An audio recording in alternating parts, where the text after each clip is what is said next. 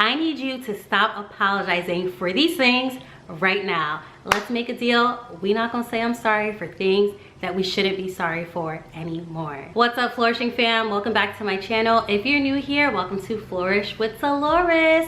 On my channel, I teach you how to embrace your journey.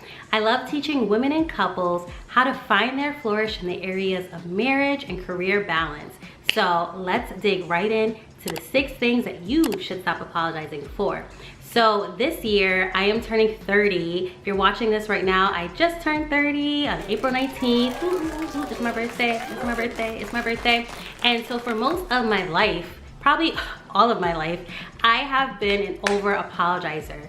One, because I've always wanted to be someone that was always likable, a people pleaser, and so I would always be like, I'm sorry, I'm sorry, I'm sorry, I'm sorry, always trying to make things right for things I probably really had no business to be apologizing for. So this year I'm stepping into using the probably most powerful word in the English language, which is no.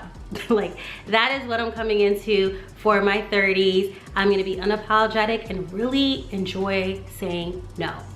N-O, period. And being okay with that without apologizing for it. So if you're into that and you want to walk into this journey with me, definitely keep on watching to see these 6 tips that I hope that we all can start using.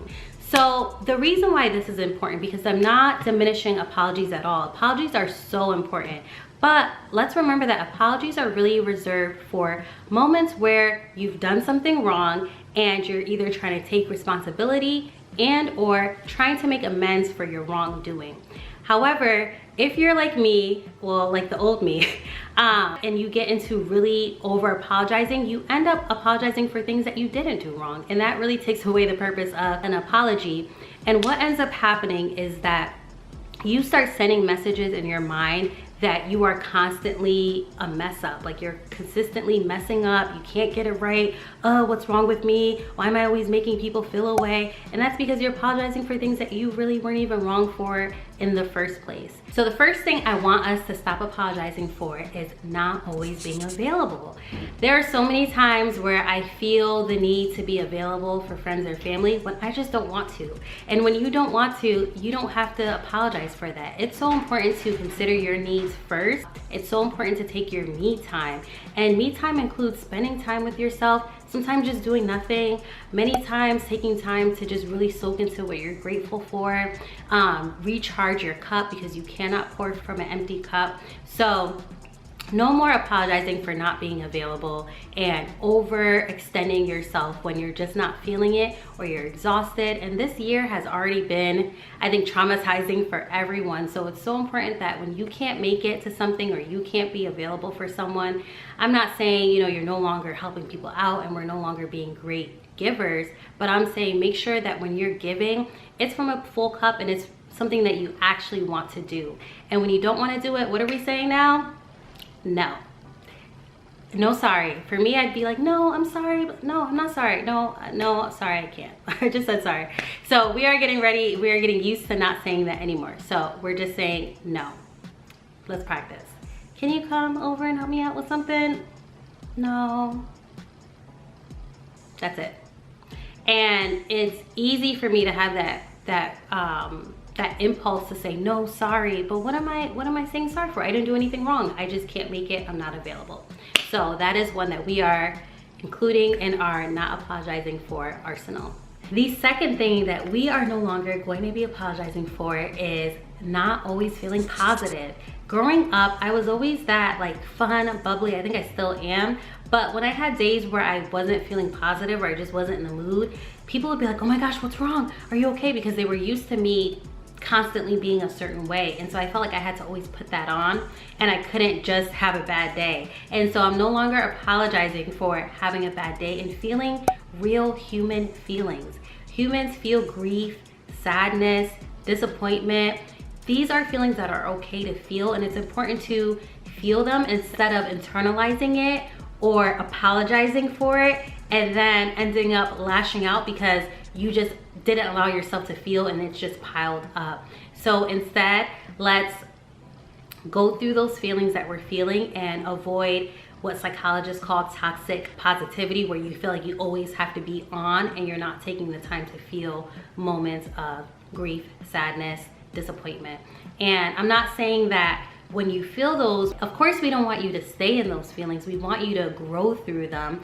But if you're not allowing yourself to even feel them, then it's really difficult to grow through them. So take the time, feel those feelings. Don't apologize for having a bad day. But what is important is taking the time to express your needs to the people around you. So instead of saying, sorry, I'm not happy today, maybe just, hey, I'm not in a great mood today, but you know, this is what I need from you. I need space, or I need a little bit extra love. You can tell your husband, like, I need a little extra loving today. I'm just having a day where I just feel sad. So just expressing your needs instead of internalizing it is just so important. Number 3, the third thing, which is a big one for me, is to stop apologizing for being sensitive. So there have been times in my life where people are like, oh, but you're so sensitive. It's so, you know, you just cry. And it would really hurt my feelings and I would apologize for it or act like I wasn't sensitive. There are beautiful things about being sensitive. Obviously, there's areas in our life where we want to strengthen and we don't want to be super sensitive about. But there are also beautiful things about being sensitive. My sensitivity makes me more compassionate, makes me more empathetic. And I love that. I love being an empath. I love really caring about how people feel and kind of having conversations heart to heart. My husband, on the other hand, is more of a logical feeler, where he's more thinking with his head on like what's what, where I more so think with my feelings. Both are important. Neither one is bad. So you shouldn't apologize for whichever type of thinker you are, but instead realizing when it's best in certain situations. But do not apologize for being sensitive. If you're sensitive, let me know in the comments below and we can virtual high five. Number 4, this one's a big one. They're all big to me. But number 4 is to not apologize about having to remove someone who has repeatedly crossed your boundaries. So if you are expressing to someone what your boundaries are, what you need in that friendship, that relationship, even sometimes family, and they continuously cross your boundaries to the point where it's affecting your mental health, your livelihood, let's no longer apologize for having to cut them out of our life in terms of talking to them all the time or just removing yourself from the situation and that person. And a lot of times it's really hard when it's family because, you know, we love our families, but it's important to remember that you can love people from afar. Not everyone needs to talk to you every day, and that doesn't mean you don't love them, especially if they're not good for you and your mental health. So now, enter my 30s, I'm not apologizing for having to, you know, cut certain people off who no longer respect my boundaries or no longer respect the woman that I am today. Obviously, for me, I'm not gonna just, you're cut off without having certain conversations, without at least expressing what my needs are. But again, if they're continuously crossing boundaries, things that you've expressed, girl, it's okay to cut them out. With love, go in peace, go in peace. The 5th thing that we are no longer going to apologize for is needing time to process our emotions. So kind of like the sensitivity conversation and even the cutting people off, but mostly the sensitivity conversation, it is important to not apologize for needing time to process your emotions. So that means for me, it's hard for me to have difficult conversations right in the heat of the moment. For me, I can't. I need to process, because if I'm having a difficult conversation right in the heat of the moment, I may say things that you probably don't like, that I probably will regret. So for me, it is important to process it. And for some people, they need to write it out. They just need time to really think it out, or they need time to kind of balance it out with an outsider, like a therapist or someone that they trust. So having people respect that and not apologizing for needing to take time is really important. So let's practice again. Someone trying to have a difficult conversation or trying to do something that you're not ready to process, or that you want to process in a different way that looks different from what they're used to. The practice that we're going to be doing is, hey, I don't want to talk about this right now. I need some time to process it. Can we check back in tomorrow around noon? No apologies of like, you know, sorry, I'm so sorry I can't talk about this, or I'm just, no more of that. So we are taking the time to be okay with being a person who needs time to process their feelings. And that's something my husband and I practice even now, because he likes to talk about things right away. I like to avoid things like the plague. And so we've met in the middle with me being able to communicate without apologizing, because that's who I am, but communicate me just needing time to process it and not necessarily needing to process it with him in the moment, but just taking time for me to kind of get in my head to see what that means before we then go and hash it out. So the sixth thing that we are gonna stop apologizing for is living in our truth and being ourselves. And that includes reinventing yourself. There are, you know, people that kind of judge people who reinvent themselves, or people who are living in their truth because maybe that's someone that they didn't know in the past and that person now looks different to them in the way they act. Please, no more apologizing for that. You are allowed to grow, you are allowed to evolve, you are allowed to reinvent yourself, and you are very much allowed to walk in your truth and live out your purpose.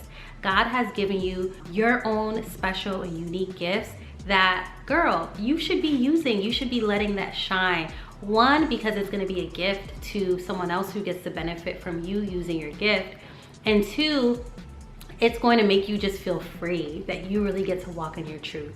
So no more apologizing for that. No more hiding from that and not allowing yourself to shine. We are walking in our truth. We are allowing ourselves to shine. So that is something we're going to stop apologizing for.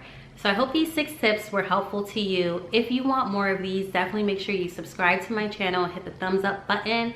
If you want one-on-one time with me to really walk through where you want to be, if you're feeling like you're not exactly where you want to be in terms of the headspace, or you don't have specific strategies to get to your either career goal or relationship goal, I do offer coaching sessions. So definitely hit the link below and we can start talking about those strategies and really developing ways that you can flourish in your career, your relationship, or both. Thank you so much for watching and celebrating my birthday with me, and I will see you in the next video. Peace.